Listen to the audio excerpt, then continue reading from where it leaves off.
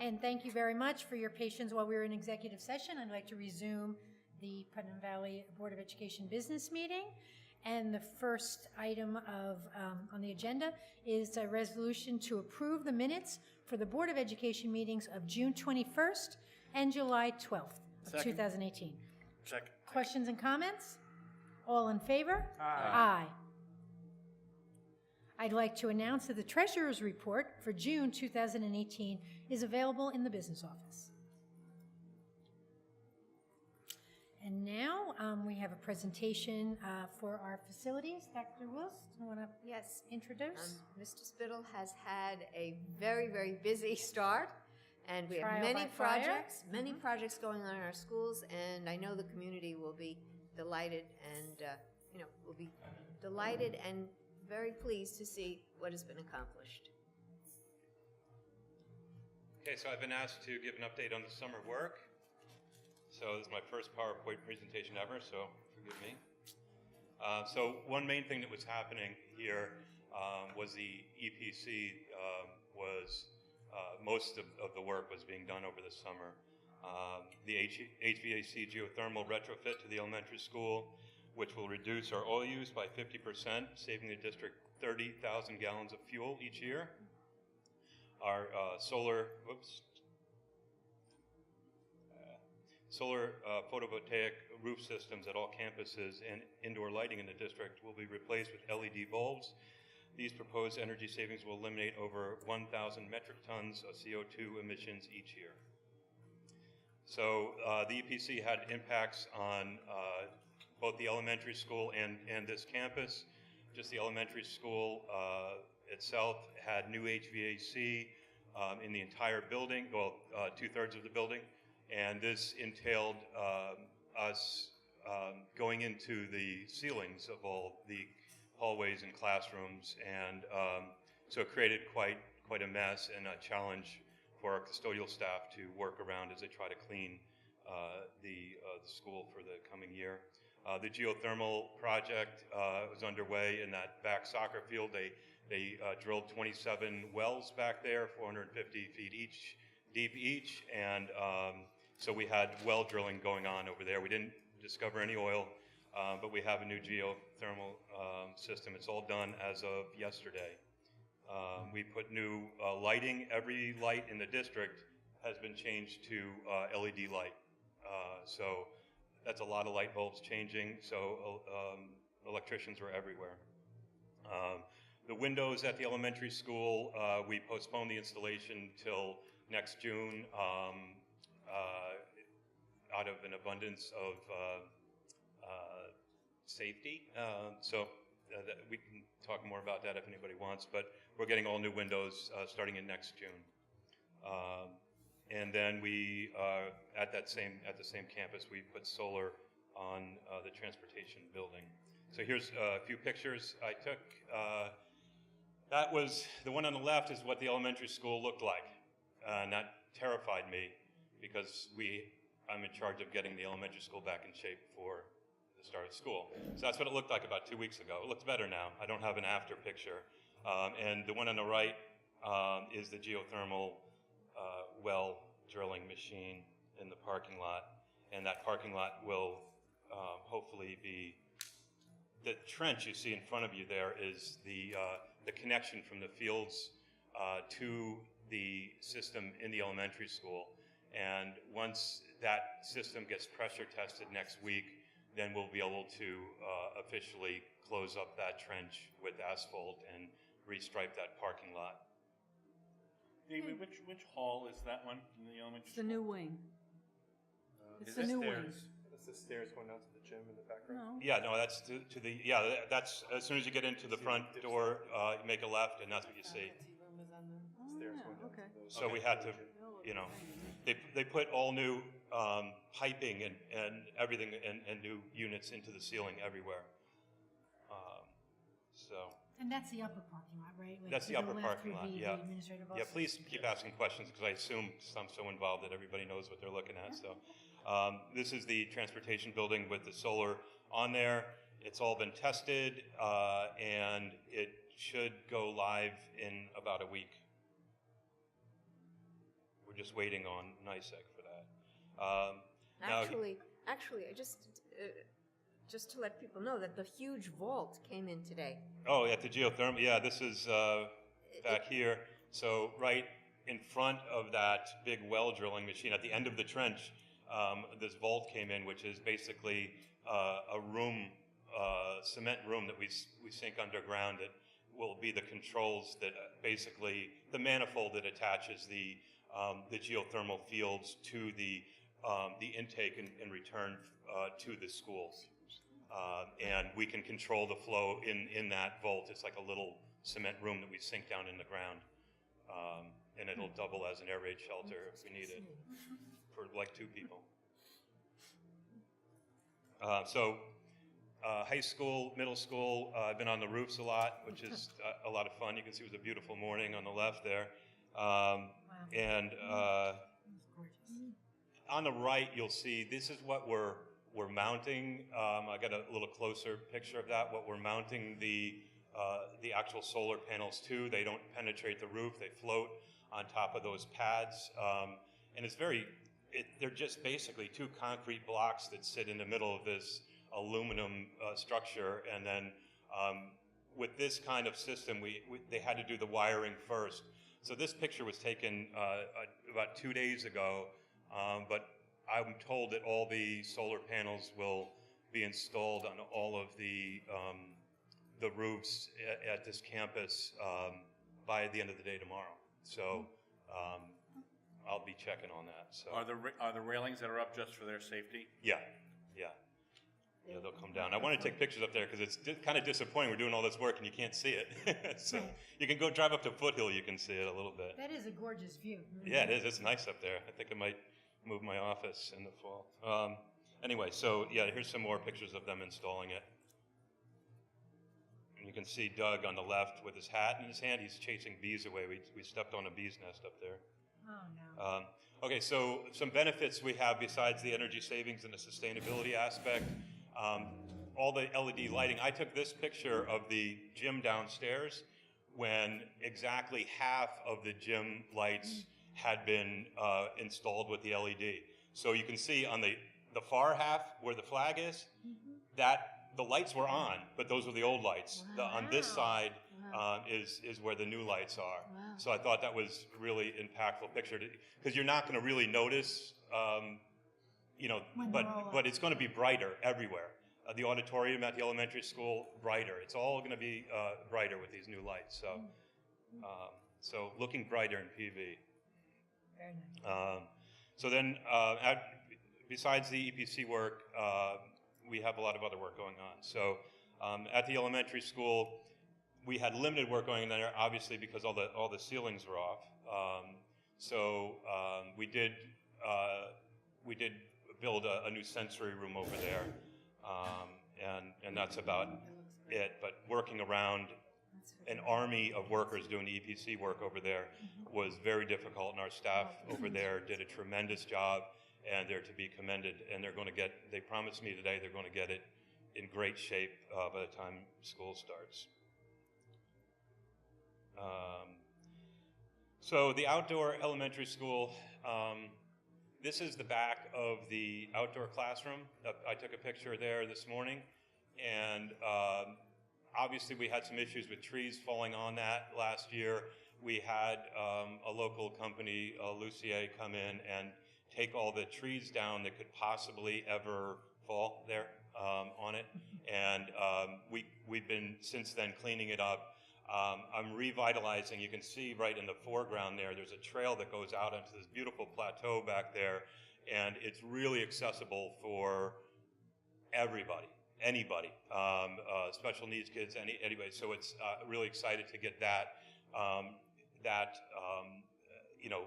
cleaned up, and now there's access to these beautiful places back on the hillside with a nice view on a little nature trail that's about 200 yards long. Are the trees being replaced? Or some of them? I'm working on it. I'm going to, we're going to, within the next 2 weeks, there's going to be a sunshade put up over the top of it.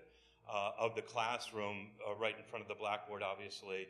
And then behind there, because it's so cleared out, I'm thinking about planting a few pine trees that will grow and not create a hazard in 50 years from now. but yeah, so I'm meeting the groundskeepers over there on Monday morning, and we're going to come up with a final plan and clean that up, and it'll look beautiful. And oh, by the way, so you can't see it. I can see it in this picture. Up against that wall over there looked like what I thought were pallets, but it turns out someone built a boardwalk, and there was 10 pieces of boardwalk that were 10 feet long each. And I had coincidentally talked with a few teachers about revitalizing the trail to the pond in the back of that field over there. And so I'm putting that boardwalk down by the pond, so it'll make it 100 feet of it will be nice and easily accessible for our students to get down to the pond. That'll be In done. your work, did you find the plaque that the trail is dedicated to No. a teacher? No, if anybody has history on that, I'd love to. I don't have anything. What is that? There was the trail in the back was dedicated to a teacher that we lost. Lou Ruggiero. Yeah, Lou Ruggiero. The nature trail. The nature trail. And there So was maybe a we can- plaque on the ground, like a concrete, there was a plaque on the ground at one time. I don't know. Do you know where it was, Barbara? Yeah, maybe. Okay, I'll look for it, and I'll Just spruce. If because- I can find it, I'll spruce it up. If not, we'll look at replacing it with something, right? Okay. So middle school indoor work, the annual maintenance work, obviously, and just to take a minute on this. The floors always look great like they do in here now, and they will in the rest of the school. But what I didn't realize until I was in it knee deep here was that they clean every square inch of every building, like lights, ceiling tiles, windows. They paint every wall. The enormous amount of work that these people do here, they're extraordinary, and they do an incredible amount of work, and they're multi-talented. They paint, they move furniture, they put stuff together, and they clean this place, every square inch of it. So hats off to them. Anyway, so the middle school work, besides the annual maintenance work, is an art room upgrade. It's going to looks very different than it did. I have a picture of that.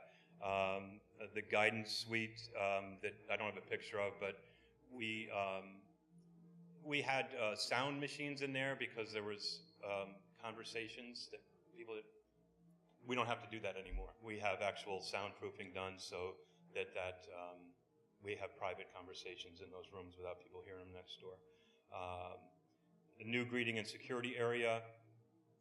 This was part of a basic security upgrade that we wanted to put the greeter in both here in the high school and the middle school in between the doors, and we're going to buzz them in the first door, be able to see the person, and then buzz them in the second door.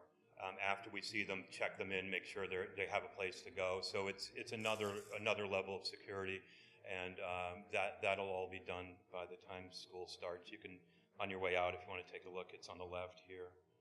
That'll also, Dr. Wills, that'll also eliminate kind of the hangout in the lobby of the high school, other than the piano being there, and sing-alongs, but other than that. Yeah. It does help. Yeah, and I think that I think the piano is really cool. So as soon as Fran came up with the idea, I ran and rolled it out there. It looks great. So you're only allowed to hang out at the piano if you are singing.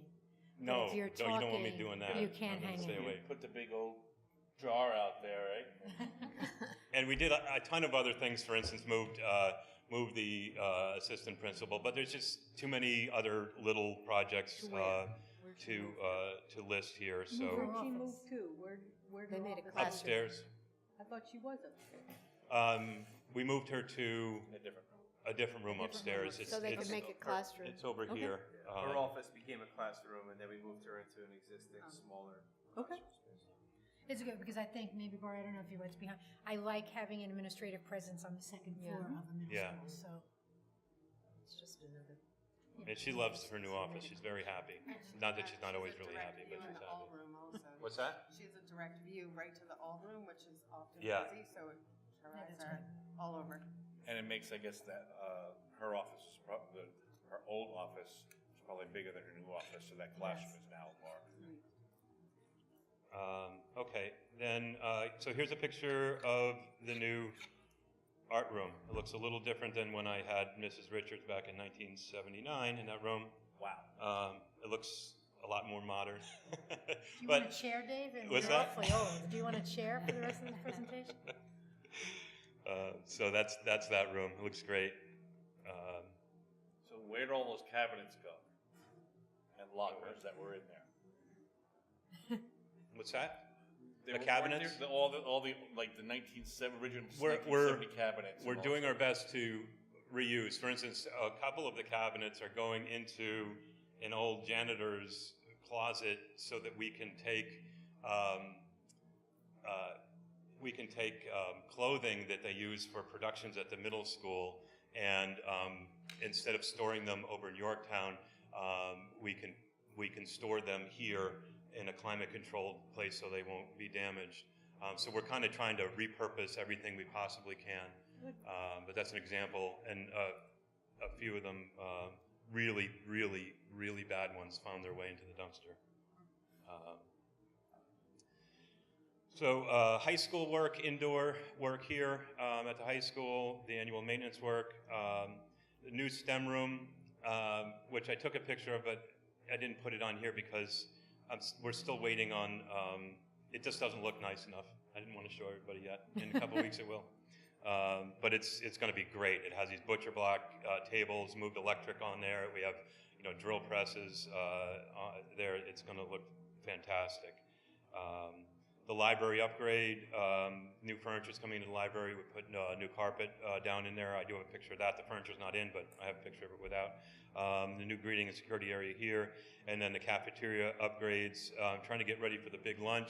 As you know, there's one big lunch unit now, so like tables like this one here. We're actually going to try to add two more, one there and one where those cabinets are before school starts, but we're trying to address make sure that we're ready for the volume of kids that'll be eating. We also obviously cut these holes there in these doors, and so we can have more kids flow through there. And there's the old security office. We cut a window in to serve food through into there, so that the students will be able to get served out of that window another place as well. So we're really trying to be as ready as we can for that. So here's a picture of you can see the library on the left with the new carpet all cleaned out. That's what it looks like this morning at about 11 o'clock. And new furniture should be in next week on that. On the right, that's the new security. You can see that on your way out better than the picture is going to show you. So Dave, is the click door going to move, or is it going to stay where it is? Because now you enter all the way in the left. You're going to enter in the left, come to the right, and then come in? It's a good question. We had a lot of discussion about that, and right now we're thinking we're going to add two more clickers.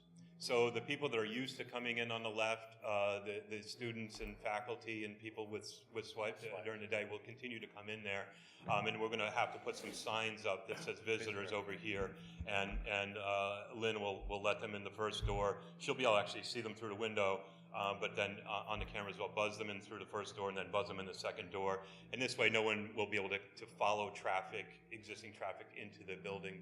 We thought that would be the safest way to go. Right. I actually think that's the best practice for when you're using the vestibule like that, to have the security on one side, is to force people to enter on the furthest point, because it gives you more of a line of sight. So you can see a person approaching They have to the walk security. over to you. That's a good point. So it gives you a chance to see them, to identify them, to do whatever you have to do before then you could buzz them into the door closer. If you open up the door closest to the security vestibule, You're right the on. person inside will never see the person until they're standing at the window. So I think leaving the existing door with the clicker there is actually the best And I would never option thought of moving that. That's a forward, great because then idea. it gives the security Yeah. person an opportunity to see, and it gives them room if people are going to line up. If there's several Well- people coming at once, people aren't forced to stand outside. Well, the only, and that was one version that we had in stone for a minute, but then there was, people were giving me feedback that would more easily allow someone to actually follow a card holder in behind them. Because if the card holders are swiping on the left side as they're coming in, you know, and someone follows them in, and then they have to say, "Oh, go to see Lynn over there before you get in," they might just be able to come in. So, I think it's Dan, how we doing on that? We do have we have that security audit, right? I mean, that's something we can ask them as well, best practice? Sure. Yeah, and we can adjust. You know, it's definitely going to be a whole lot safer and better than it is right now, and there's a lot of flexibility to adjust if it doesn't work. So we're going to definitely keep an eye on that when we open school. The high school, middle school campus here. More sleep equals better outcomes for students. So we're having everybody come in, as everybody knows, you know, later, so the high school children get more sleep. So we're trying to get ready for that as best we can. And from the facilities end here, we're trying to, you know, Jeremy and I and many others have collaborated on this, have worked real hard to give it our best shot to be as prepared as humanly possible for the big traffic that is going to be coming with that. So we had to widen the driveway because we thought that having 2 lanes in front of the school, one for buses and one for drop-offs, was the best way to take about a lot of the traffic out of that middle lane.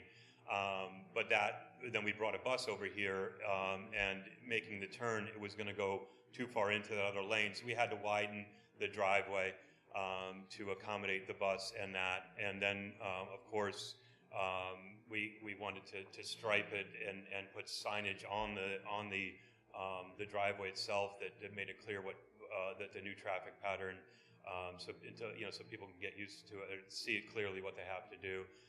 Signage, worked real hard on that, and that will be installed next Wednesday. You'll see signage coming up that will also indicate, you know, bus turn to the right. The next turn is for student drop-off, and then parking, you know, for faculty and student parking will be the last turn up there. And then once they go around in front of the school, you know, the buses will all come in and park, and then release all the kids. And with the shorter bus routes that we have now, we think the timing will be such that they won't be waiting on the bus more than about 5 minutes, worst case. But they're all going to pull in and then all unload at 7:40 at one time. So the buses will be in that first lane, and then the drop-off, student drop-offs will come in that second lane, and we'll make the turn in between the buildings where we have room for 2 lanes of cars. We're hoping to be able to unload 5 or 6 cars at one time, new walkways so they can unload on both sides and safely walk back to the school. Thought a lot about it, worked real hard on it. We're still nervous about it. But I can say I think it's the best we could do given the constraints of our existing driveway. So we're going to have a lot of staff out there to make sure it goes as smoothly as possible. I also think in the letter, Jeremy, that you had written, you know, you mentioned a couple of times encouraging people to use the school transportation, and I think we have to continue to do that. You know, even if you say try it for a week, you know what I mean? Like, and if it doesn't work for you, go back to driving your own child. But give it a chance. This is a new process, and I was glad to see that, you know, that you mentioned a couple of times that, you know, parents should, you know, try to use the school transportation. And we and The routes, I rode the bus with my Koenig to time the routes. Up to Roaring Brook is the worst one, but they're much shorter. And so it used to be a long, time for a child from Roaring Brook to be on the bus. It used to be 42 minutes or something. Now it's down to 20, 25, 24. So it's So as a parent from Roaring Brook for many years, I would say, sleep in for an extra 10 minutes, I'll drive you in, I'm going out anyway. But now that shorter bus routes might also help alleviate that. And, we'll have the kids And it's on. also a positive for discipline on the buses. Yeah. Because the time is the essential factor here. If you're there for a long time, there's a lot more time to get into something. Idle hands and all that. Yeah. So hopefully the buses will be full. And we won't have a line of cars going down a Peekskill Hollow Road trying to drop kids off. Okay. Now, this might not be the right time. Maybe it's later. There was emails back and forth that I saw about earlier than 7:40 stuff. Yes. Are we going to talk about that during your comment and stuff, or I think that or Jeremy has that. we don't talk about it now during this let's- presentation? But if we want to talk about it later, we. No, we can talk about it now. We're on the subject. It's pertinent. Might as well talk. So yeah, what we were trying to figure out is we want to space out the drop-off traffic and the bus traffic somewhat, but we also want to make sure that the buildings are properly staffed to allow for students to enter, but we also want to provide students opportunities to take advantage of the breakfast program and to really give students a chance to just get ready for their day. So the plan moving forward is the high school traditionally is in the morning after the custodians get here anyway. So we don't want to prevent student drivers from asking them to sit out in their car outside when they could be inside taking advantage of of the breakfast program or working on homework and stuff. So the high school will be open and there'll be adults in here and the students are mature enough to handle that. At the middle school, the doors will remain closed until 7:25. This past year, I believe it was 7:35 before they allowed students in. But we need to have some flexibility for parents who are dropping off a middle school and a high school student. We can't ask them to drop off one and then wait 20 minutes to drop off the other. So we thought 7:25 was a good compromise. We expect to have staff in place, both in the parking lot and in the buildings, to supervise students, especially at the middle school. So they're not free to roam the building. The students will be directed to the cafeteria where there'll be supervision, and the students will be able to take advantage of the breakfast program. And then the plan is buses are scheduled to arrive around 7:35, at which point, if they arrive a little bit early, we'll stage them. And then at one point in time, we'll stop the drop-off traffic, we'll empty the buses, and those students will have an opportunity to go to the cafeterias and take advantage of the breakfast program as well. So as of right now, that's the plan. For each of the buildings, the instructional day begins at 7:50, so that's really when the students need to be there. The buses are scheduled to get in, and we'll have to tweak the bus piece. We anticipate that's the schedule, but we know it'll vary. We may have to start some buses later, we may have to start some buses earlier. Our key is not to leave students sitting on buses for long periods of time waiting to come inside. So we have the flexibility to tweak the schedule to make sure that the buses get here right at the right time.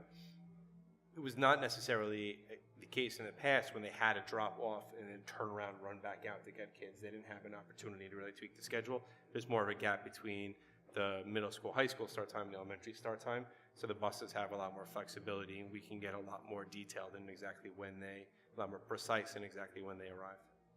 So that early high school breakfast time, and as the earliest, could be the kind of this essentially a senior benefit if they're driving in, right? Exactly. I mean, and then whoever gets driven in as well. But. Exactly. So I guess the only outstanding question remains if we're allowing drop-off students to go into the middle school at 7:25, and the school day doesn't start until 7:50, do we consider offering some supervised clubs during that 25-minute period? If the students are going to be in the building anyway, it's something that we can at least consider. If there's certain clubs that we think run better in the morning than the afternoon, and if it's really increasing the amount of adults we have in the building, and it's providing students an opportunity to take advantage without asking them to get up.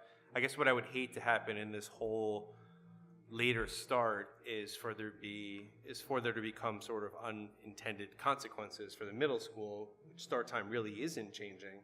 It's really the high school that's starting later, the middle school staying pretty much on the same schedule.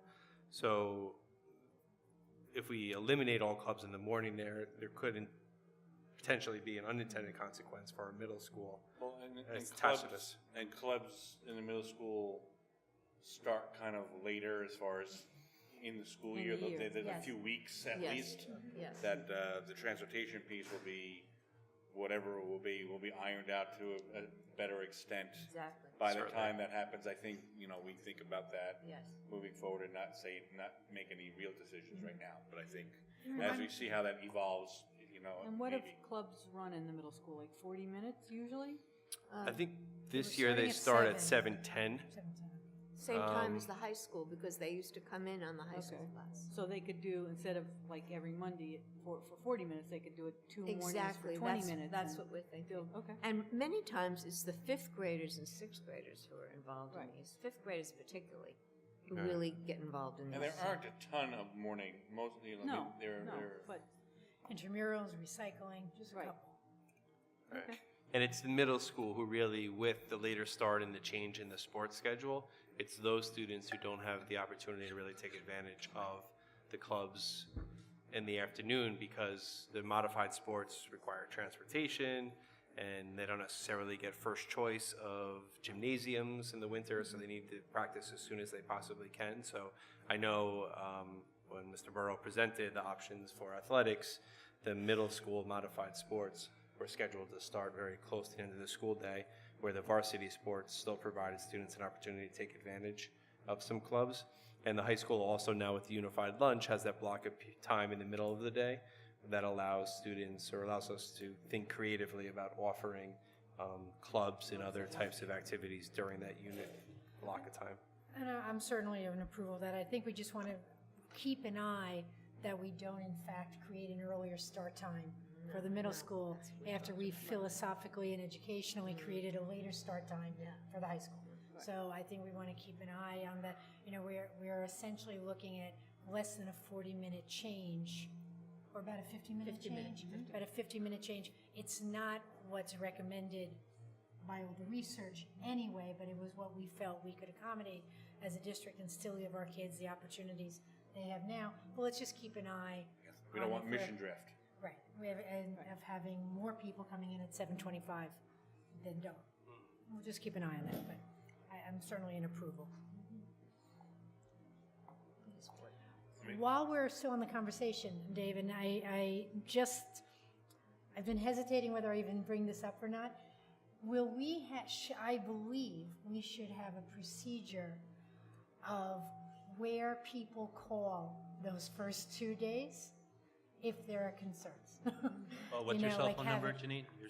Your cell phone number? Could you put that? No, my cell phone number is not one of the options. But no, I'm all kidding aside. No, I know. Just there's always concerns, and this is not just because we're having the late start so time. we- People always say the bus didn't come. I'm new to the town. At what time? Well, who do they usually? Jeremy, you're going to Call put that transportation. letter My in the cone traffic is pattern? transportation. Call me.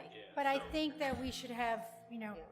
So the letter is going out, I believe, tomorrow. okay, good. So that letter is going out to all parents of the students, and there's the With the routes. screenshots. Well, not with the routes, but of the traffic patterns. Oh, okay. But included in there is the start times, what time the instructional day starts, what time the buildings will be right, open. good. All that information's in there, as well as information about pickup, because pickup is also complicated. Mm-hmm. Nobody can get down that otherwise drop-off lane until after all the buses are in place, because if a bus needs to pass a bus, they need access to that lane. Right. So working with transportation, we have a time when all buses are expected to be here, ready to go. And at that time, then we can allow parents down that lane to stage 2. Okay, makes sense. Wait for Is it too late to add the phone number of the transportation? Yes. I mean, I think that go to the letter. No, we can add it. There is, we do refer people to the Power School to see their bus routes. Yeah. But we Right. can certainly add a number or contact information to the letter. I mean, I'm hoping, there's so much planning, I'm hoping that everything will be fine. But there certainly are concerns, and somebody who's a working parent who's trying to get 3 kids out, to not have to search around on a website for a phone number, Yep. probably That would makes just be sense. helpful for Thanks. everybody. Sorry, one last thing. This was actually part of my presentation, so I'll just get out of the way now. I just want to, the fact that the letter is going home this week, I think will provide a lot of information, and in there it directs parents to contact us if they have any questions. I want to just reiterate the fact that the bus still remains the most effective way to arrive to school, and we understand the fact that opening both buildings together means that there's going to be more traffic on campus, and more traffic on campus means it's going to take more time. And we were proactive in having a traffic study done. We're proactive in making very significant changes to how we deal with traffic on campus and on Pisco Hollow Road. But that being said, we are trying to alleviate, and we certainly cannot eliminate the traffic that we will have. And we know it'll be a rough first couple of days as everyone gets used to the new traffic pattern, but that we're doing everything we possibly can to alleviate it. But we should expect that the reality is there's going to be more cars on campus at the same time, and there's going to be delays, and that's just going to be our reality. So the more students take advantage of the district transportation, the less cars on campus, the easier traffic will flow, and that's our hope. Yeah, we're moving 1,000 kids instead of 500 at a time. It's a big deal. Yeah. Okay. And the staff, yeah. Okay, so more on the middle school, high school campus. Well, here's pictures of the driveway before, the driveway after, now that it's been marked, you can clearly. And then another thing we decided to do, we had recess in the parking lot for 40 years at least. I know because I had recess in that parking lot 40 years ago. So, and I banged my head and skinned my knee on that asphalt out there. We decided to move the recess to a safer and more bucolic location behind the building. Nice word. Good, Gio. I was thinking a lot. I was Good sitting in my SAT office, I'm like, good a nicer, SAT word. a more beautiful, and then I said, you know what, just go with bucolic. SAT word, I like So, it. Oh, that looks bucolic. so this is where you have to have some vision, Joe, and this is where we decided to put it. This used to be a basketball court, and I remember doing long jump back there. But more recently, it's been used as storage. You see where that dirt spot is to the right? That was a really decrepit barn that we took down before I took this picture. This was not a before picture. Really, it looked even worse than this back there. But that's the area we chose. So I had to move containers that I thought was going to be an easy project. It turned into a big project, but we got it done. And since we were moving the containers back the shipping containers were back on that the asphalt back here behind the middle school, I decided to move all the containers because I didn't like to look at them at the end of the track and that. So we put 6 of them back behind the bleachers back there and painted them blue. And I wanted to open the shade so you can see, but it looks great. Take a look at that. The other 3 remaining that didn't fit back there went on the side of the middle school. They also needed to go on the other side of the middle school based on our needs as far as they are, those 3 containers, 2 of them are filled with props for the pack, so they couldn't be too far away. The other one is filled with furniture that we need to bring out for testing, so we didn't want that to be too far away either. So we have 3 containers on the back side of the middle school. We made it nice and level. They look nice, and they're tucked away on that one spot. You can see for yourself. Didn't paint those. They're kind of brown to match the middle school, but thinking about that.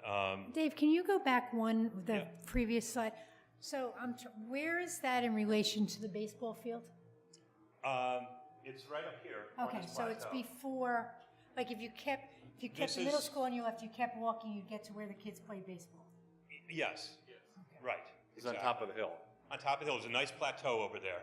Okay. Right on here. top of the hill. It's Okay. right here. Okay. And Got it. yeah, and there's a picture of I'm what it looks spatially like. challenged. This is what it looks like now. And I'm still, Very bucolic. right? That's, I took the That's picture and then I came up with the Photoshop. word. It was good. So I think it's it's one of the most beautiful spots on campus. It really is. It's got a great view. It's a great plateau there. We added some picnic tables. That asphalt old blacktop is being resurfaced. We're going to put 2 new basketball hoops out there. We're going to put 4 square and some basketball out there. We put some benches on top of the hill, so the aides that watch over the kids at recess will be able to watch over the kids down on the practice football field, which is a beautiful field for the kids to play on as well. Everybody's excited about it, including me, obviously. The kids are going to be singing "The Hills Are Alive" when they Something like that. Yeah. Fabulous. This doesn't change entrance. We'll put a piano out there too. There you go. This doesn't change entrance and exit from the building, though, right? It's all still through the middle of the front. What's that? The entrance and exit into the building with the kids is still going to happen through the middle of the front of the building because they have to go around the building to get here, To right? go to middle school, to go to recess? Yeah. No, we're going to go through the gym. Okay. They use the gym as a backup recess area anyway for when there's inclement weather. So the gym's not being used, so they're going to cut through the gym from the cafeteria right out there. And we're kind of one of the things we're girding for is a little bit of mud in the gym, but we're preparing. We'll see how that goes. All right, that would make sense. So that's exciting. It was a lot of work, but it's coming out great. And that's another angle of it. I don't know if that helps you at all. Yes, it does. Okay. And that was taken a few hours ago. So they put the item 4 down the blacktop. It's going to be done next Thursday. One other thing, the legacy bricks. There was some bricks there by the flagpole and with concrete all around it. So we chipped up all the concrete, took the bricks from from where we put them down by the concession stand and moved them all, consolidated them over here. Oh, okay. And this also gives us a lot of room for more donated bricks, plenty of room to expand, and we can even expand it down to the right and to the left and make a brick path out of donated bricks ongoing. So you can donate bricks for the next 100 years, I think. So, Okay. and it looks great. That's it. Very busy, Mr. Busy. Spino. Very Thank you. busy. And I please extend our thanks to your staff. Yeah, because they've been clearly fantastic. it's your staff who have And, done this. So. Yeah. Thanks. I have a question for. Who do I have a question? Don't know. I forgot. Do you remember what the question was? Yes, I do. Okay. The budget impact from the EPC being delayed. That part of the windows. So for the current year? Well, because I know we had, the issue with, we had to build into our budget for this year, the expense of doing this and not having any backflow yet till the project's over, right? Getting money from the state. Right. So or any of that. Aid was put off for about a half a year. And also the energy savings we don't realize until the second year. So that still remains, but the part that we weren't able to do the windows or start the window project until June, is also putting off the completion of the project a little further out than we had anticipated. The final cost reports won't be filed until after the windows are done. And the state will begin paying state aid then. But if the windows are done over next summer, the aid will still flow in the following year. So I think the aid schedule remains the same as long as the windows are completed and that whole part is completed. We plan on bidding out the part of the project that we have to rebid in January in order to complete the window installation in June, so we'll be well prepared, prepared well in advance for that. But because won't the windows being done during the summer, it is actually next fiscal year? They will be, but the final cost report wouldn't be filed until June of next year, so that aid wouldn't start flowing until the following year anyway. As long as you have your final cost report in by, I believe it's November 1st or November 15th, that you get into the schedule before the aid starts to be paid. So right now, we're in a safe zone still, as far as that goes. Okay, thank you. Were the windows delivered already? Like, are we holding the windows, or are they not going to deliver them till next June? Like, what's... We are not. The windows are on a delayed delivery at this point, if Dave wants to give us an update on that. Yeah, one of the reasons why the project was delayed is we got a delay in the delivery of the windows. They were supposed to be here August 15th. They're going to be here maybe September 30th, maybe the end of August. Window and door manufacturers apparently are notorious for this, and but to avoid storage costs, we are going to get 2 more shipping containers, and you know how much Are we I love gonna those. paint them blue? And we're gonna put those at the elementary school, store them on site, so it won't cost us too much to hold them, and it'll ensure we have delivery of the windows in time for the installation. Do they need to be temperature controlled? What's that? Do they need to be temperature No. controlled? No, they're fine. They just need to be secured and over there. And I'm looking for a spot to put the containers. They need 2 containers, 40-foot containers, and we're gonna tuck them away and secure them. And that's where the windows will be when they arrive. So we rent the containers for the time that from Yeah. We're not gonna own. September, October We're not to gonna own June? them. Right. That's it. Okay, Okay. good question. Good question.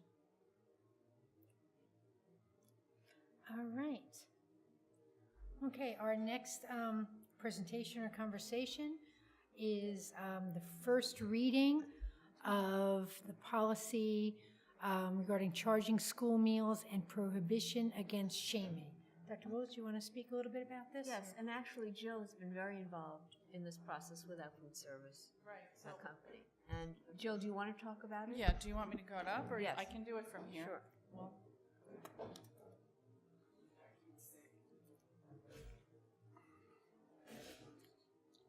And during the summer law conference, this was this meal shaming Yes, was and a it's big- a new, state law is very clear on this. It's new, and Well, the charging There's a of the lot of school questions. meals is actually a policy, and then the prohibition against the shaming is actually a plan right.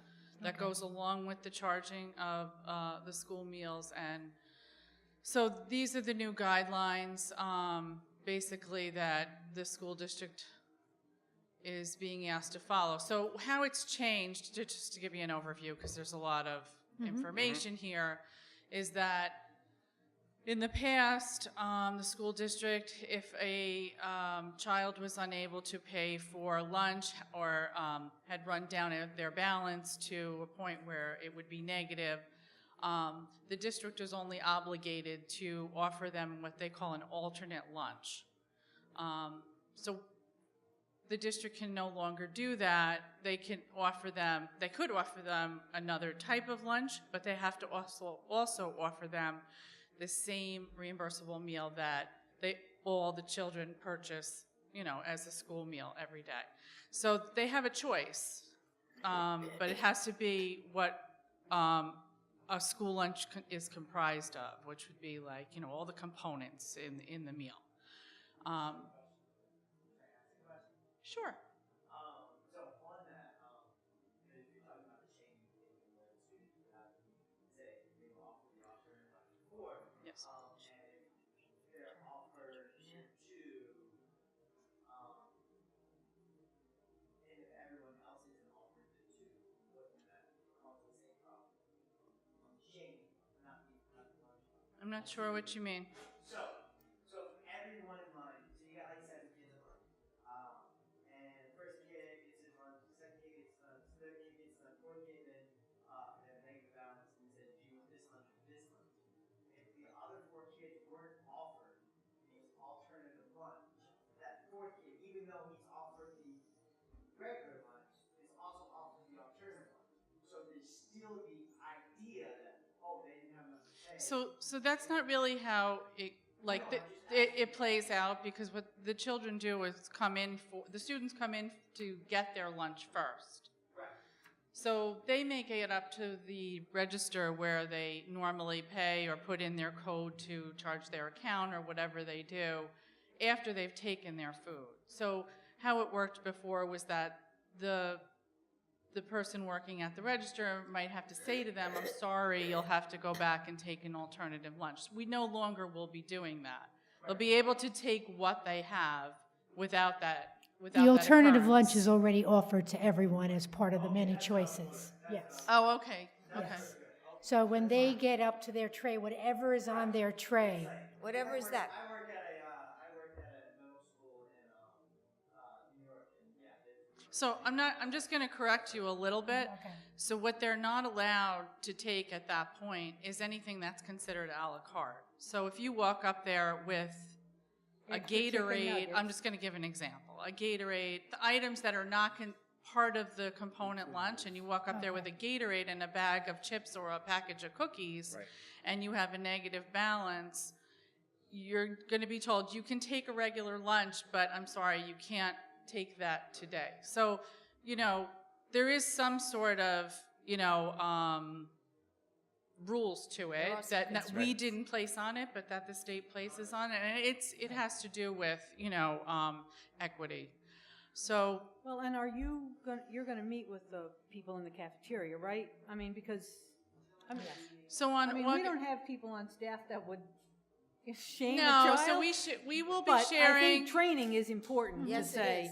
How to say, That's all been. oh, Yep. you need a milk instead of the Gatorade or whatever it happens to be, or, So two there's a slices of training pizza. session that will be going on actually August 30th, and we get together the staff of our school lunch program and our own monitors that are employed by the school district, and we talk about all of this with them, and we share the policy and what it means, and so that we're all on the same page. And maybe some common language, like, oh, that's, Exactly. you don't have enough snack money, or you don't have the extras right now. Talk to mom and dad about some more snack money, which is an okay thing to say to anybody. Right. You come up with some language And that's really, common. the staff cannot discuss that with the Okay. kids. They will discuss that. It's all in the plan on how we deal with. It goes between the parents and the school Okay. district. Right, but the really good you know, point, at one point, there's going to be a Gatorade and a cookie on a kid's tray. How do we get them off the tray? That's still, so that's what I think everybody has to kind of, And of course, the Discuss. education of all of this starts at home. So Right. it's for them to work out with the parents as far as the debt is concerned. Mm-hmm. But as far as the food goes, we will not be withholding any of those things unless it's a snack and you have a negative balance. So Jill, since we don't actually manage the payment program, it's through My School Bucks. We do. But I mean, as far as the balance, will it keep getting negative and negative and negative? It will continue to tabulate negative. No, so there's rules in here when it gets up to I think it's $15. It's 5 meals, or a negative balance above $10. I think $10. Once it gets to $10, then we send letters home. We have a whole procedure in place where there's phone calls made, there's correspondence that goes home, and I'm concerned more about the tracking that happens. It won't start rejecting and not keep track as No. kids are swiping. No, it keeps track of the negative balances. As long as the program is running in the black, those balances, do not have to be replaced. When they do get to a point where if those balances were to run negative and make the school lunch fund negative, then the general fund would then have to support that. We're not in that type of a situation where we have that going on.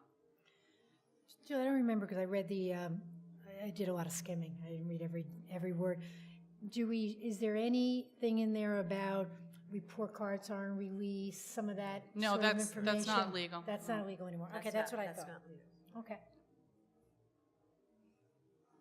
Okay. Natalie, do we have some, maybe students, migrant students or undocumented students whose parents don't want to sign up for Yes. free and reduced price lunches but really can't afford? Yes. And how do we? I override that.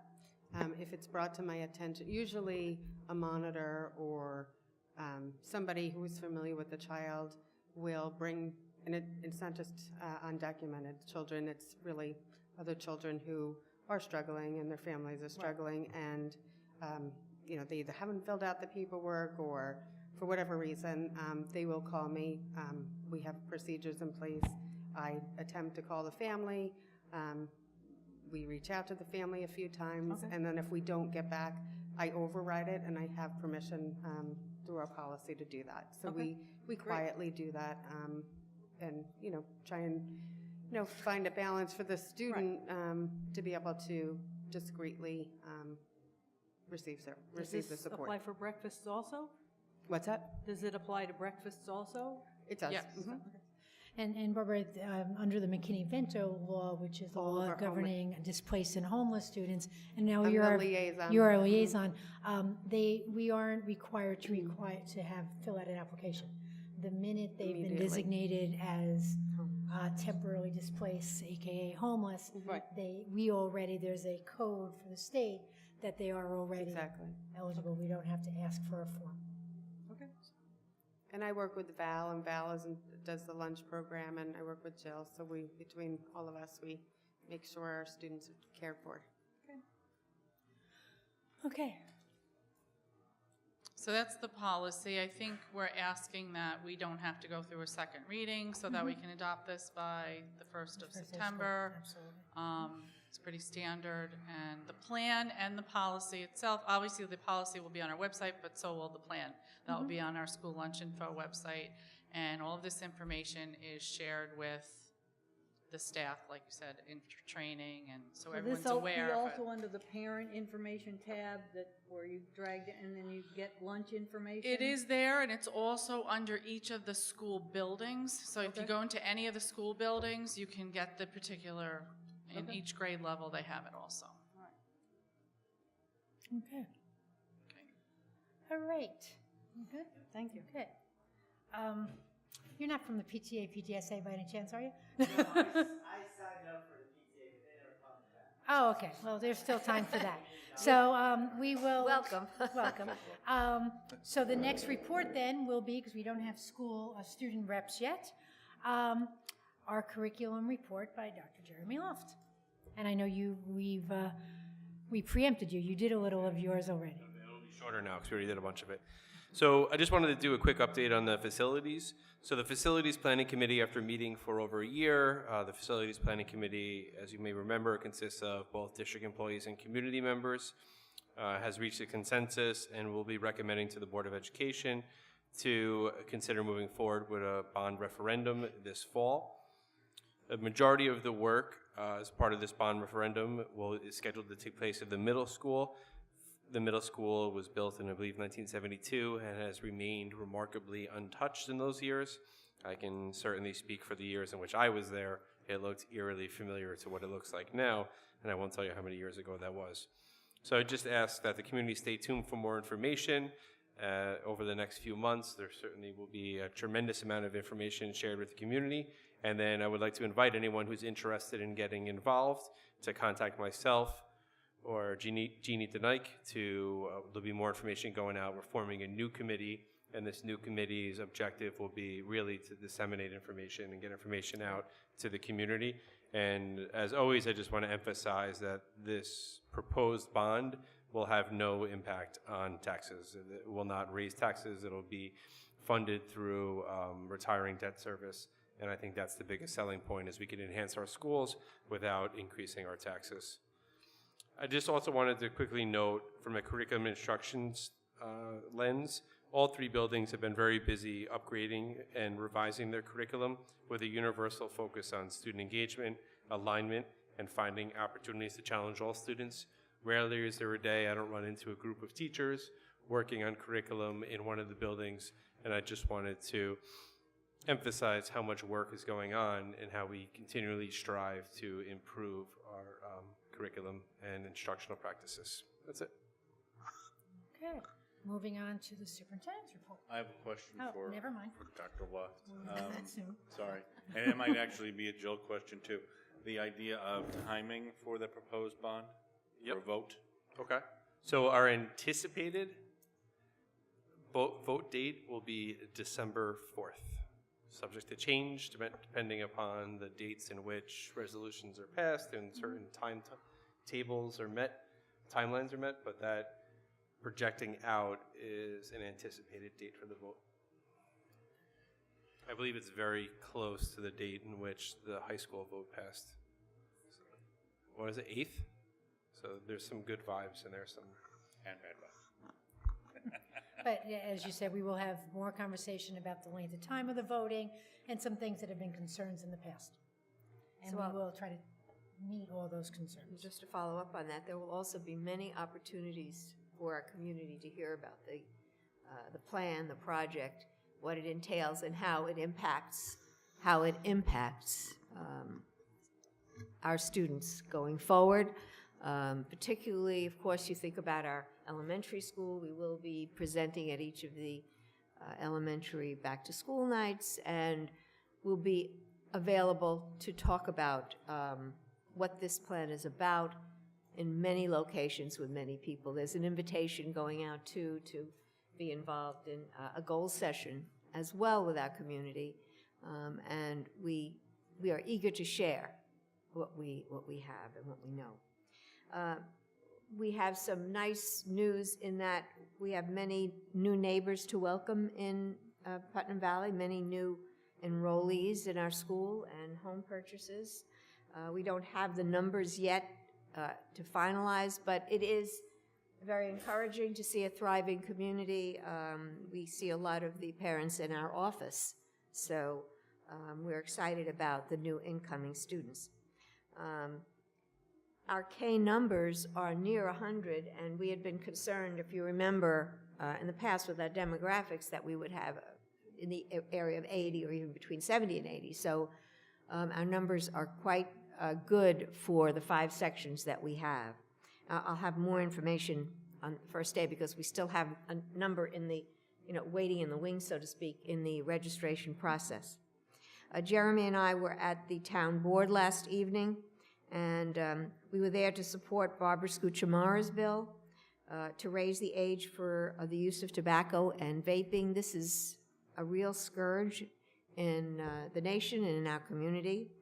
Putnam County youth are twice as likely to vape as the national average. That's a serious. Based on the communities that care survey? Yes, or? based on CTC. And this is a serious problem with nicotine addiction that will impact the lives of these students and their future. And it affects our schools significantly because there are disciplinary consequences and inappropriate use of facilities such as, bathrooms and so on for this purpose. And we have to use our resources when we are addressing our human resources to address these issues. But more importantly, the students are missing classes because of it. And this is something that we are trying to work out and work at in proactive ways. We also are looking to perhaps modify our code of conduct where needed to address some of these concerns. I just want to offer appreciation to Dave and to Jeremy on this whole traffic design piece, because this is a major initiative and took a tremendous amount of vision on their part to work out how we could do this, how we could actually make it happen. We did have a traffic study, but we did not feel very confident actually in that report on actually what it would look like. And a lot of work went into the design and also our principals at the schools and everyone working together to see how we could figure this out. And I'm very grateful for the work that took place. One change that we want to make sure everybody's aware of is that tax collection will take place at our district office behind the elementary school. No longer will we have collection at the school. And this is, something that we have talked about for a while, because it's better to have tax collection outside of the school setting. It's good to have the public know about our district office as well and get to know the people there. And we've had a number of discussions on how it would actually, again, how it would work, and we have a design that we think will work currently. But please, those of you who are listening, know that the collection will take place right in the district office. Are you going to change the hours so that they don't conflict with the buses coming to the elementary school? The new layout will be at the district office, so the hours can only be between 10 and 2, so the hours are changing for collection. Okay. I think the main thing is to get the word out so that people aren't coming to the high school to pay, because the high school will not be, they're not equipped here to make the collection, and we want to try to avoid that at all costs, because it's mostly people in the community, finding a place to park and having to walk inside before they find, we're trying to get that word out ahead of time. We're putting flyers in within the tax notice. We're going to be running that on our electronic signs in front of both buildings to remind them, not so much that they have to pay their taxes, but that it's in a new location so that they don't make a wasted trip. And we're going to try to keep as much communication getting out there as much as possible between now and then. It is starting on September 4th, and between 10 and 2 so that they don't get caught up with the buses. Okay, good. We are trying to help our bus company to find bus drivers, because there is a national shortage, and that shortage exists in this state as well. We have our own bus drivers, and really it's not our situation right now, but it is a situation for the company and for all the companies in New York State, especially in the lower Hudson region, in this region, Hudson Valley. So this is something that we're trying to get out in terms of the need, and possibly some people who would like to be involved. And I know that Montauk helps with with getting the licensing and so on. Right, so the Montauk Bus Company is still our bus company. I got a couple of phone calls today because we have running out on the electronic sign that there's bus drivers needed. They're needed for the Montauk Bus Company. The school district is not hiring new bus drivers, because I got that mixed message maybe that the district was looking for drivers. It's not the district looking for drivers, it's Montauk Bus Company.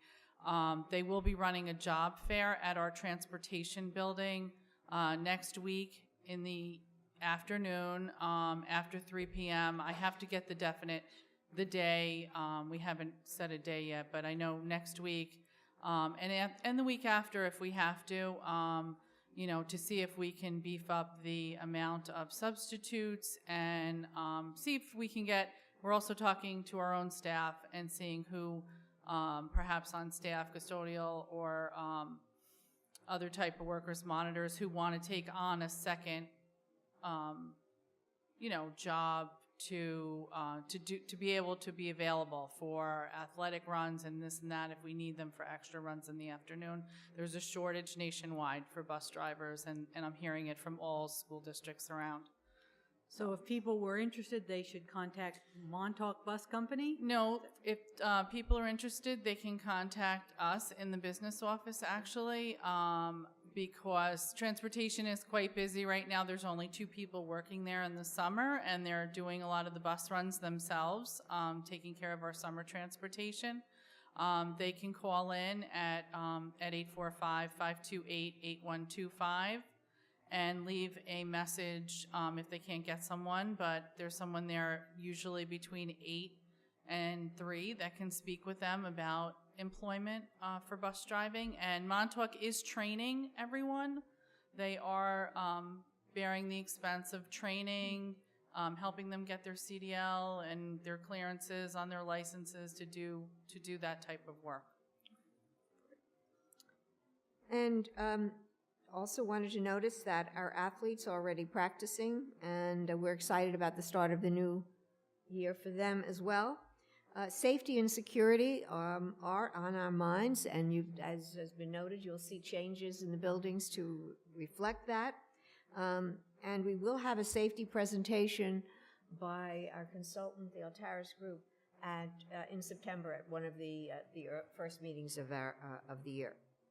during the school year. Our district emergency response team will meet next week. We have administrative board and community meetings over the next 2 weeks to spread the word about district initiatives, as I mentioned before, including our facilities project. The kinder camp starts next week, and we're pleased to provide that preparatory experience. Well, there is nothing really like opening school. Think about a blockbuster show with a cast of thousands. Everyone in their places, please. Hope and optimism about our students' future are the major themes. Welcome. Very nice, Dr. Wills. Can I open it up to, I would like now to open it up to public comment?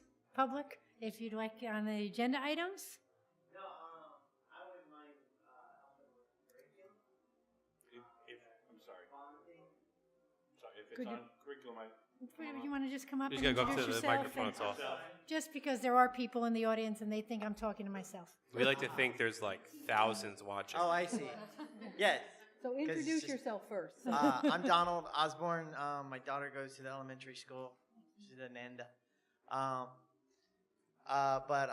Just as far as the curriculum, because I heard something about being challenging, wanted to make sure it's challenging for everyone. And I know that my daughter, when she would bring home the homework packets for the reading and the math, and it was supposed to be a week-long challenger for a week long, and she would take about 10 minutes on Monday or Tuesday and finish everything. And so, I guess the problem that I was having, that I was trying to teach her that even though it's easy, she should do it right away, because she was getting to the point where she was saying on Monday and Tuesday, I can do it in 10 minutes. Why don't I just do it Thursday?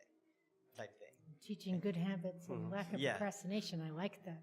And so, yeah, just as far as challenging work and curriculum and helping with that would be awesome. So I think that's something that we really started focusing on near the end of last year, and we created the Math Challenge group for all grade levels. And I know work has been going on this summer to enhance the Math Challenge work for all students, and also to introduce ELA challenge activities. So it's something that I hope I know we've been working on over the summer, and I hope that will continue to enhance throughout the year. And there's certainly many ways in which you can get involved in those conversations. We have superintendent's listening hours, we have Citizens Advisory Committee, and there's certainly we'll host parent evenings in each building to explain the curriculum and stuff like that. So there's certainly many opportunities, but if a question ever arises or any concerns, don't hesitate to reach out to me, and I'd be happy to get back to you. That'd be great. Yes, Thank and you very much. our first listening hour will be before the September 6th board meeting. Okay. That's at 5 o'clock. Or Is it? Oh, is it 5:45? 5:45, for an sorry, hour and 15 minutes 5:45. before. And that's an hour where we hear from parents and talk Okay. about. And Yes. there'll also be a goals session that we'll be arranging in the near future. So we will put you, I've written your name down, and we Awesome. have you. We're so excited to have an audience. Yes. Thank you very much. So, Thank you. all right. Okay, we're going to move on to new business. And Mr. Farrar, can I ask you to start us off with number 1? just make the font bigger and then we can get started. Go right ahead. Resolved on the recommendation of the superintendent of schools to appoint Deborah Monteferrante to an 8-week probationary appointment effective August 1st, 2018 through September 26th, 2018, extendable to July 31st, 2019, senior payroll and benefits clerk on step 7 of the CSEA salary schedule. Second. Questions or comments? All in favor? Aye. Opposed? Abstain? Number 2. Resolved on recommendation of the superintendent of schools to approve a temporary retroactive appointment of Maureen Pedersen to senior office assistant effective July 1st, 2018 on Schedule B, Step 4 of the CSEA Senior Office Assistant Salary Schedule, and a permanent appointment to senior office assistant effective July 17th, 2018, with a minimum 8-week, September 11th, 2018, and maximum 52-week, July 16th, 2019, probationary period on Schedule B, Step 4 of the CSEA Senior Office Assistant Salary Schedule. Second. Questions Questions or comments? All in favor? Aye. Opposed? Abstained? Number 3. Whereas Melissa Whipple has been previously tenured as a teacher in the New York Public School District or BOCES, and whereas said teacher has presented proof of receipt of a Section 3012C or 3012D Education Law APPR rating in the final year of service in their previous district in such school districts or BOCES, now therefore be resolved upon the recommendation of the Superintendent of Schools that the Board of Education hereby appoints Melissa Whipple to a 3-year probationary term as a general educational teacher commencing on September 1st, 2018 and terminating on August 31st, 2021 in the tenure area of elementary education. Ms. Whipple holds certification in Reading K-12, elementary education pre-K-6. In order to be eligible for appointment to tenure, said teacher must have at least 3 years of effective or highly effective APPR ratings pursuant to Section 3012C and or Section 3012D of the Education Law during the probationary term that may count the rating from the previous employment as referenced above and may not receive an ineffective APPR rating in the final year of probation. Second. Questions or comments? All in favor?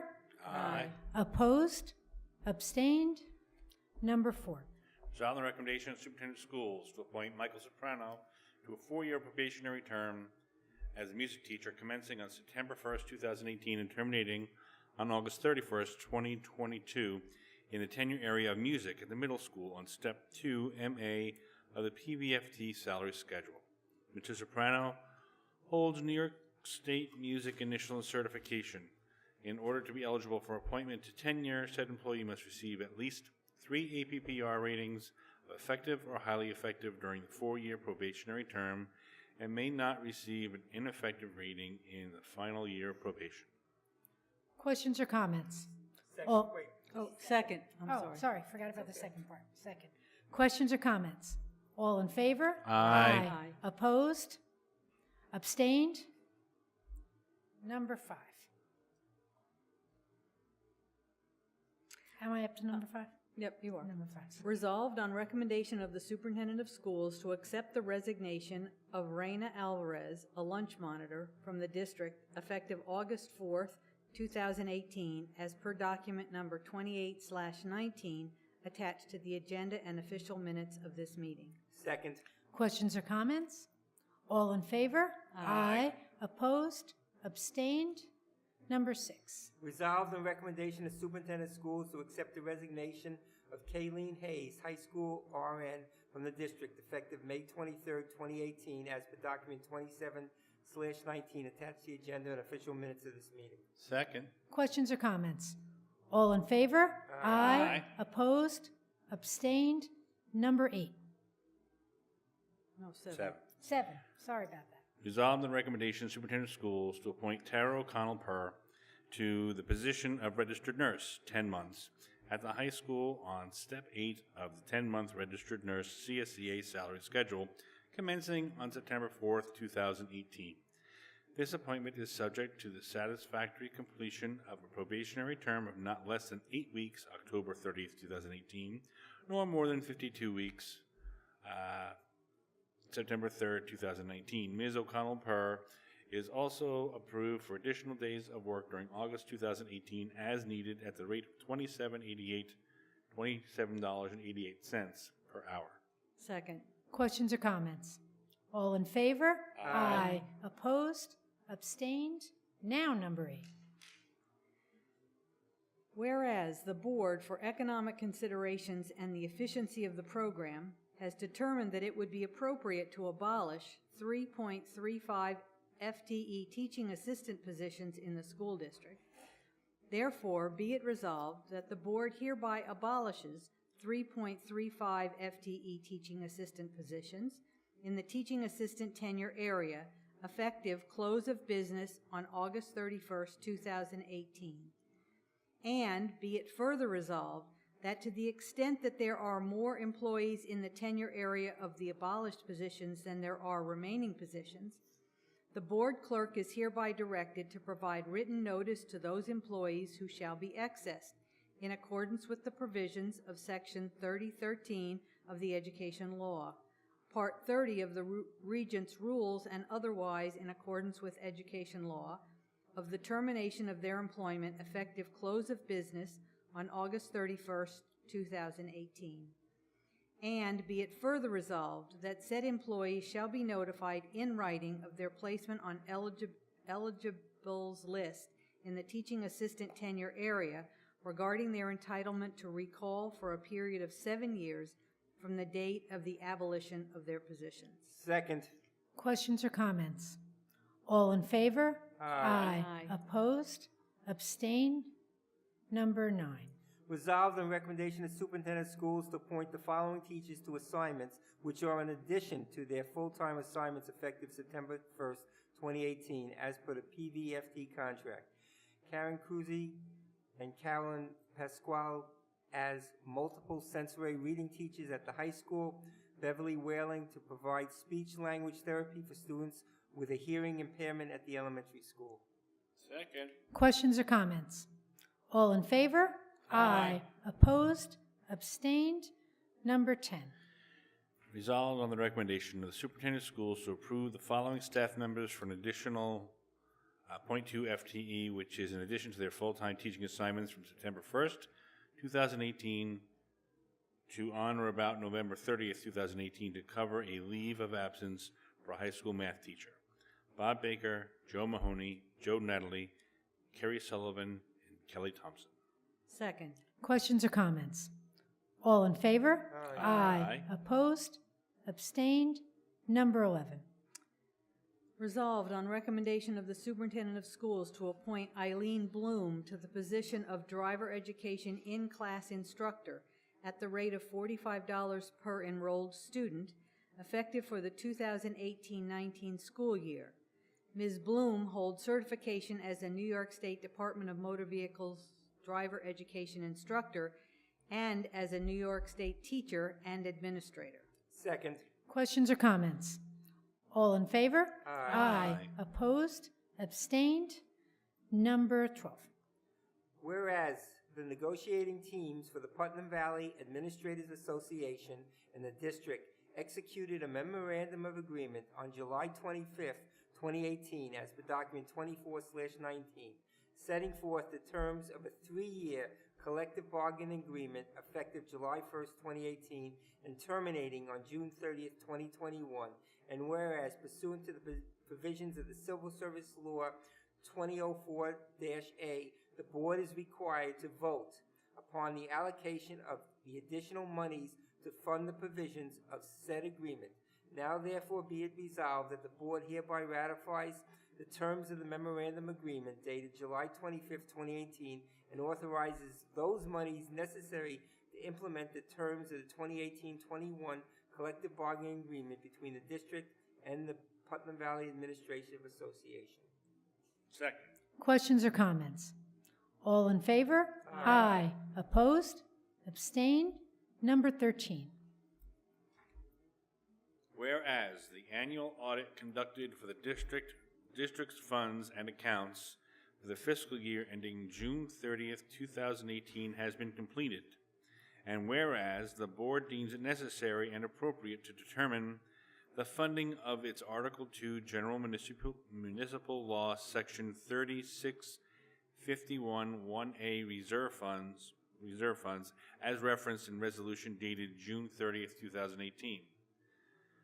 Now therefore be it resolved that the board hereby authorizes the appropriation of monies from the general fund account to the district to decrease the reserve balance in the section 3651(1A) tax certiorari reserve in the amount of $552,780 for judgments and claims that have been filed against the school district.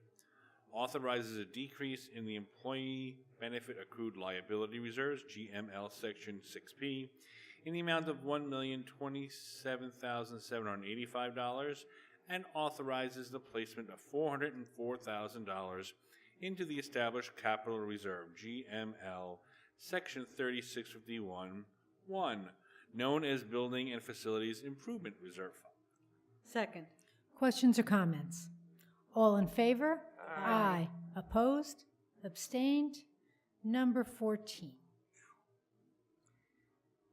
Resolved on recommendation of the Superintendent of Schools that school taxes be extended against the taxable property of the towns of Putnam Valley, Carmel, and Cortland, as appears on the tax lists hereby are levied, and be it further resolved that this board executes warrants on August 16, 2018, for each of the towns. For the town of Putnam Valley to be effective September 1, 2018, in the amount of $32,585,298, less star, as per document number 35/19, attached to the official minutes of this meeting on file in the district office. The town of Carmel to be effective September 1, 2018, in the amount of $127,976, less star, as per document number 33/19, attached to the official minutes of this meeting on file in the district office. And the town of Cortland to be effective September 1, 2018, in the amount of $4,032,037, less star, as per document number 34/19, attached to the official minutes of this meeting on file in the district office. That these warrants be for that portion of the district lying in the towns of Putnam Valley, Carmel, and Cortland, and the collection period ends October 31, 2018. That said warrants be delivered to the tax collector of Cortland and Putnam Valley. And be it further resolved that the tax collector may make no changes or alterations in the warrant or rolls except as provided in sections 551 through 558 of the real property tax law, and shall issue tax statements and make collections pursuant to the applicable provisions of the real property tax law. Second. Questions or comments? Let me just say, I'm glad that we didn't have to have a special meeting to do this, because every year we end up having to do a special meeting for this, and we didn't this year, so I'm glad to say that. So everything came in on time. Excellent. All in favor? Aye. Aye. Opposed? Abstained? Number 15. Resolved on recommendation of Superintendent of Schools to accept and award the 2018-19 plumbing repair and service time and materials bid number 2018-19-06 to Goldberg Plumbing, the sole bidder. Second. Questions or comments? All in favor? Aye. Opposed? Abstained? Number 16. No, Sorry, Barbara. Is it Barbara? No, it's no, mine. it's Joe. I win. Sorry, Joe. I win. And it's also my least favorite word to say. You'll be Whereas the Board of Education, the Putnam Valley Central School District Board of Education, has under consideration a capital project at Putnam Valley High School, Putnam Valley Middle School, and Putnam Valley Elementary School, consisting of building additions, 19,000 square feet at the high school, 4,000 square feet at the middle school, interior renovations of infrastructure improvements, the proposed project.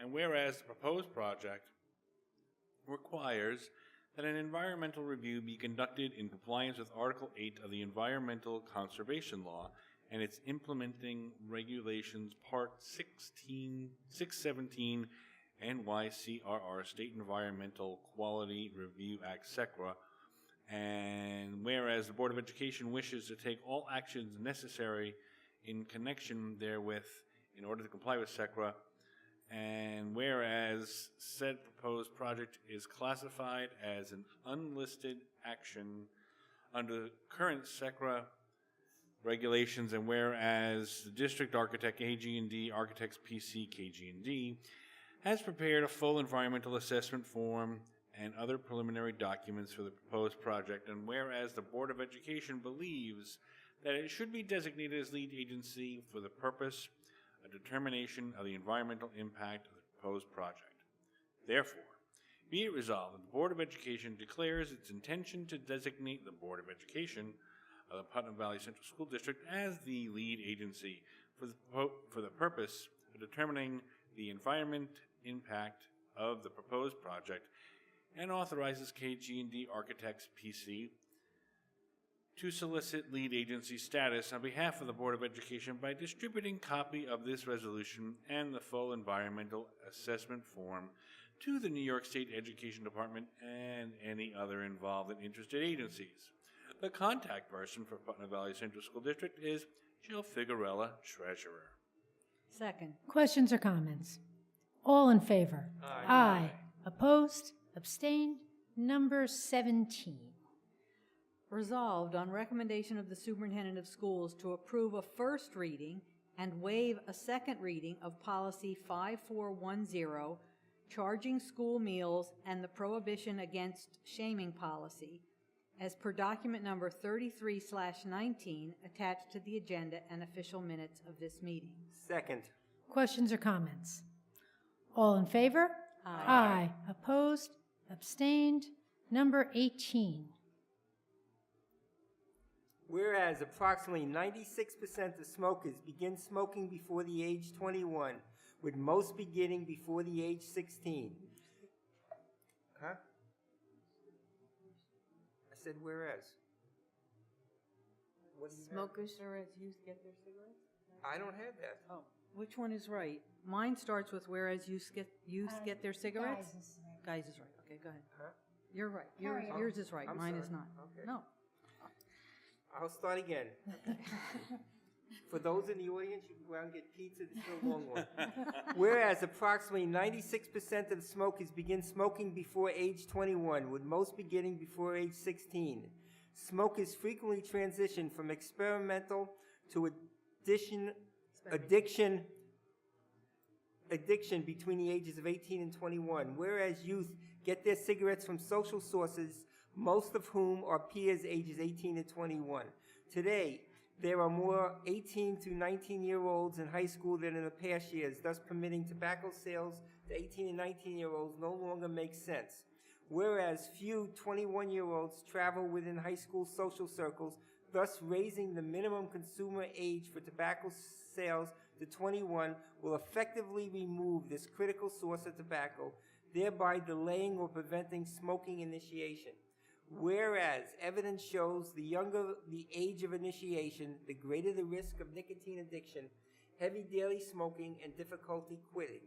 Whereas adolescents are particularly susceptible to the rewarding effect of nicotine. In fact, nicotine addiction, which can develop at low levels of exposure well before established daily smoking, causes 3 out of 4 young smokers to continue smoking into adulthood, even if they intend to quit after a few years.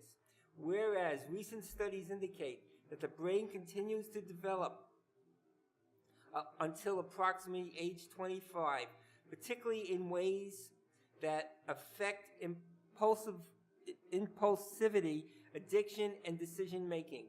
Whereas delaying smoking initiation reduces the likelihood of ever starting, reduces the number of regular cigarette smokers, and lessens the immediate and mid and long-term health effects of smoking to an individual. Now the important piece. Resolved, Putnam Valley Central School District recognizes preventing tobacco vape use by those under 25 must be a priority for our community and supports action that prevents youth from using tobacco vape products. We recognize that preventing tobacco vape use is the most impactful public health strategy for our community and are committed to increasing the health of our community through preventing tobacco vape use. Second. Questions or comments? All in favor? Aye. Sounding aye. Opposed? Abstained? Okay, I think that concludes new business. And we move on to the consent agenda. Number 1. Resolved to approve the consent agenda items 2 through 29 as presented to the board at this meeting. Second. Oh. That's all right. Questions or comments? Does anybody have questions or comments, Mr. If Cohen? you want, to summarize for the community, we're having the CSE, CPSE placements. We're disposing of some district property which is out of date, some books and other teacher resources which have no value to the district. We're auctioning off 2 vehicles, 2001 GMC van and a 1999 Suburban. So we're auctioning them off. We're accepting a mini grant of $500 from the Candrevia, I apologize to them. Huh? Kendriva Candreva Environmental Foundation Yes. for the pond excavation, exploration, and pond study equipment at the elementary school. Yes, and I'd like to mention that Jen Bruno took the initiative to apply for this grant. Oh, And, nice. It's part of this whole process for the outdoor classroom. We're approving an enhanced longevity in graduate courses and service credits for some staff members. We're approving the use of the district's building in case of an emergency by the Putnam County Emergency Management Services. We're approving agreement with Reliable Communications for the use of their communication towers for the purpose of sending out our radio communications. We're approving an educational contract with Carmel Schools for a student of ours with special needs. We're amending the middle school club advisors and the school safety club. We're approving 7 transportation staff members who are working with E&L students during the summer.